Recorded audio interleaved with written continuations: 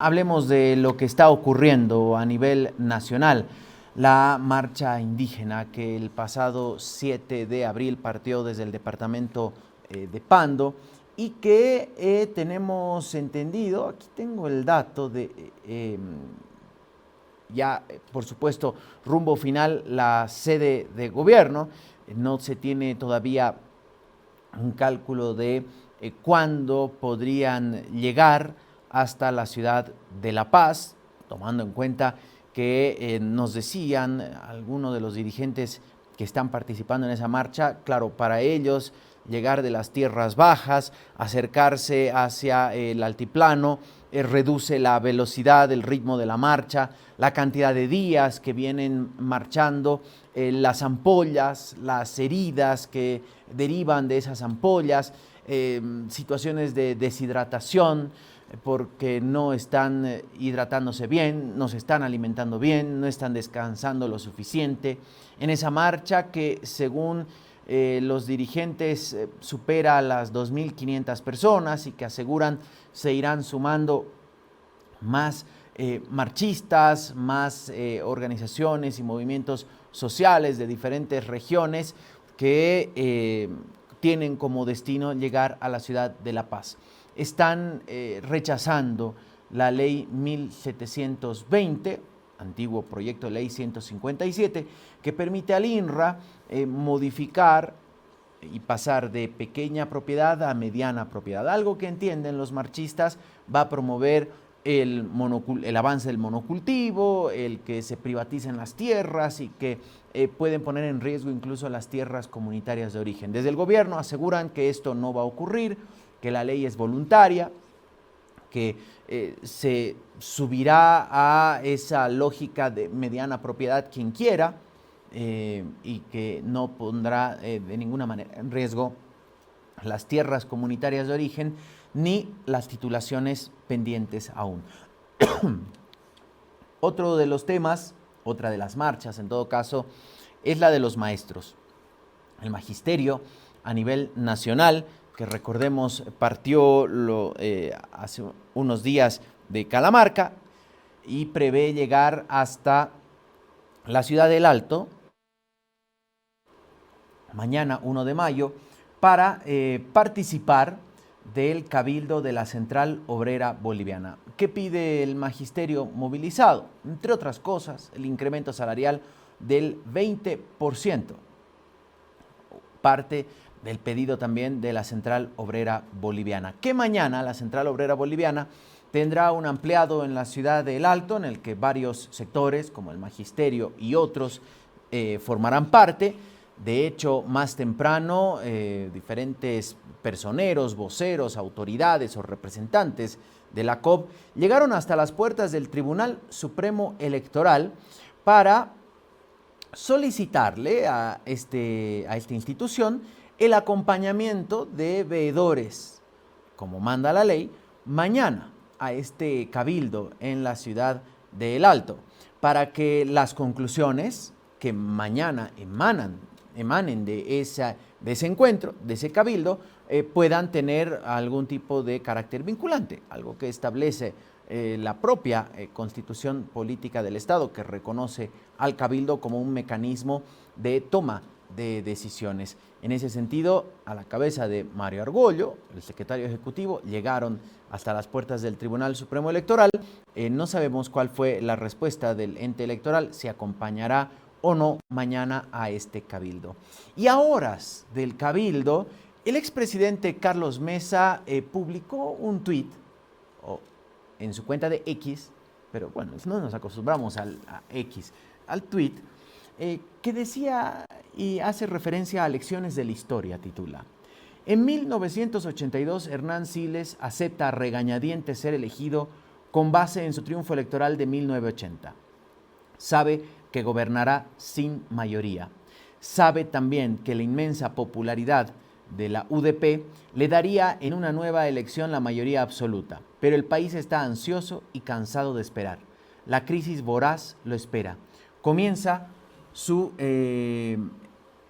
petición con fuertes tensiones en su coalición, sin control del Parlamento. Comienza su gestión, con fuertes tensiones en su coalición, sin control del Parlamento y con la COP en contra. Recordemos que el vicepresidente de Hernán Siles Suazo era Jaime Paz Zamora, ¿no? Y hace referencia a horas de este cabildo de la COP a este momento en la historia de nuestro país.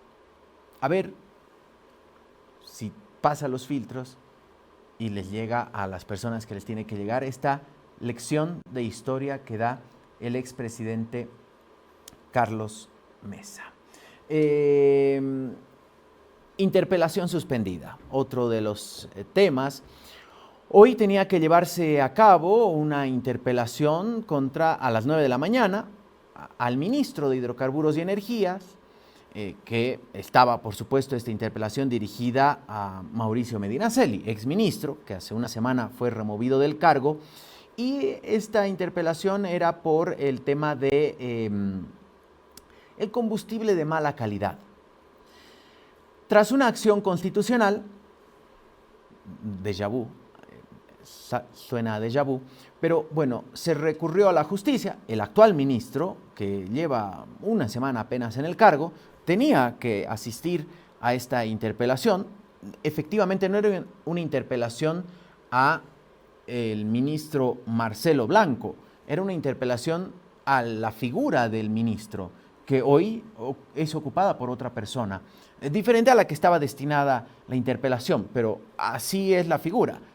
Tiene que responder la autoridad por lo que hace el cargo, la oficina, no porque Marcelo Blanco haya hecho algo bien o mal. Bueno, tras este recurso presentado ante una sala constitucional en la Ciudad del Alto y la aceptación del recurso, queda suspendida, ¿no? Una vez más, una sala constitucional le dice a la Asamblea Legislativa que un ratito no puede interpelar a un ministro, por lo menos no todavía, hasta el 5 de mayo, cuando va a ser la audiencia en la que se va a definir si procede o no esta interpelación. Nada que no hayamos visto antes, ¿no? Pero, bueno, se suponía que esto de repente ya no iba a pasar. Entonces, interpelación suspendida. La presidencia de la Asamblea Legislativa Plurinacional ya ha emitido un comunicado mencionando que la interpelación se suspende hasta nuevo aviso. Hay otra pendiente que es para el ministro de Obras Públicas por el tema del incidente del avión Hércules en el aeropuerto del Alto. El ministro de Obras Públicas dijo que sí, que él entendía que las interpelaciones son un acto democrático, que es parte del ejercicio y del contrapeso de los poderes, de la fiscalización por parte del legislativo al ejecutivo y que él iba a asistir. Veremos cuándo se llevaría a cabo esta otra interpelación al ministro de Obras Públicas. Vamos a hablar de un tema un poco más amplio que tiene que ver con el precio del petróleo a nivel mundial, porque no para de subir, esto debido a la situación en Medio Oriente, las tensiones sobre el estrecho de Hormuz y, por supuesto, ese alto al fuego que pende de un hilo entre Irán, Israel y Estados Unidos. Esto ha derivado en que el precio de petróleo suba y el WTI, que es el que a nosotros nos rige, a este lado del mundo, por lo menos a Bolivia, el West Texas Intermediate, está hoy, en este momento, miren, en $104.77 y va subiendo 81 centavos. Llegó en algún punto, les voy a decir, más temprano, hasta los $109. Más temprano, bajó, ahí vemos el comportamiento de hoy, una situación que obviamente pone en alerta al mundo porque esto inmediatamente se traslada a los precios de la gasolina, del diésel a nivel mundial. Y Bolivia no debería ser la excepción en esta lógica de terminar con el subsidio y la subvención. Y claro, ahí la pregunta es ¿a cuánto encontrará YPFB, que fue autorizada mediante un decreto supremo a comprar a nivel internacional gasolina, diésel o petróleo para su posterior refinación, esto ya en el mercado como tal, para bajar esta presión, esta crisis sobre los combustibles y la escasez de diésel? Situación bastante delicada a nivel mundial, porque obviamente esto repercute en precios, en ciertos movimientos en las bolsas de valores, y a ver de qué manera nos afecta a nuestras arcas como país. A propósito del dólar, vamos a ver cuál es el comportamiento de la divisa norteamericana hoy. ¿Les parece? Vamos a revisar cuál es el valor referencial que ha publicado el Banco Central de Bolivia, algo que hace todos los días, y que hoy marca un nuevo récord. Rompe el techo del 9.50, ya está para la venta en 9 bolivianos con 90 centavos, muy cerca a los 10 bolivianos, para la compra en 9.70. Recordemos que el valor referencial es el valor, el de 9.90, que usted debe tomar en cuenta si quiere hacer un pago o compras en el exterior con su tarjeta de crédito o débito. Si usted paga $100, no serán 696 bolivianos, serán 990 bolivianos, porque ese es el valor referencial del dólar hoy. Mañana será otro el valor, el lunes otro, ayer era uno más bajo, estaba en 9.78, entonces cada día, si usted va a hacer compras, tiene que ir viendo cuánto realmente le va a costar el producto. Vamos a ver, o el servicio, vamos a ver qué pasa en el ecosistema digital. Dólar cripto ya sobrepasó los 10 bolivianos, esto lo venimos viendo hace ya un par de días, ¿no? 10.08, 10.09 en algunas otras billeteras electrónicas. En RTM el USDC está a 10 bolivianos con 3 centavos. En la calle el dólar paralelo estará un poco más arriba. En Taquenos 10.34 para recibir, y para enviar y pagar 9.90, ¿no? Igual que el valor referencial. Disculparán la garganta, ya cuando empieza el frío juega una mala pasada. Ahí está entonces la revisión de los temas más importantes. Me dicen acá que en este momento en Palacio Quemado hay un acto, un encuentro internacional para la modernización del Estado, y se presenta la herramienta Reporta tu Tranca.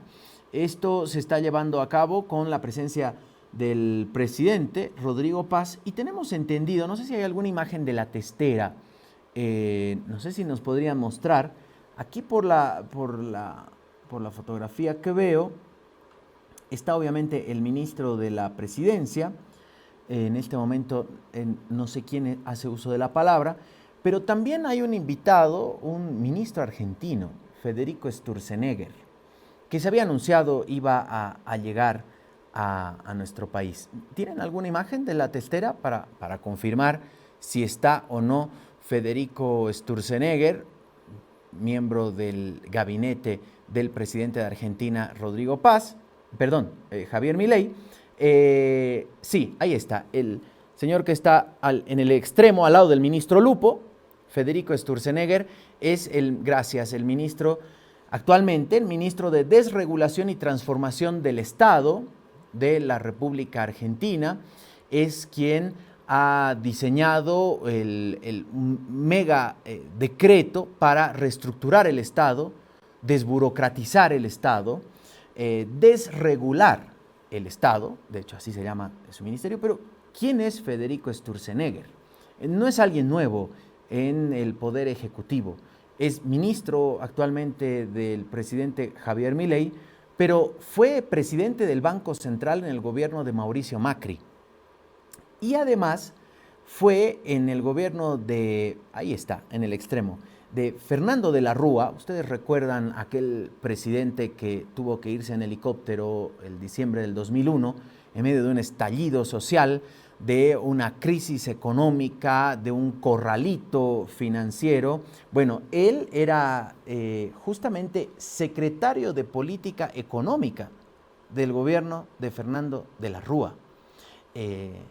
Y hoy está en nuestro país para compartir la experiencia que tiene como ministro actual del presidente Javier Milei en esto de desregular el Estado y en el caso de Bolivia de acabar con la tranca, ¿no? Con el Estado tranca. Solo como antecedentes para saber quién está ahora en este acto en Palacio Quemado. Gracias.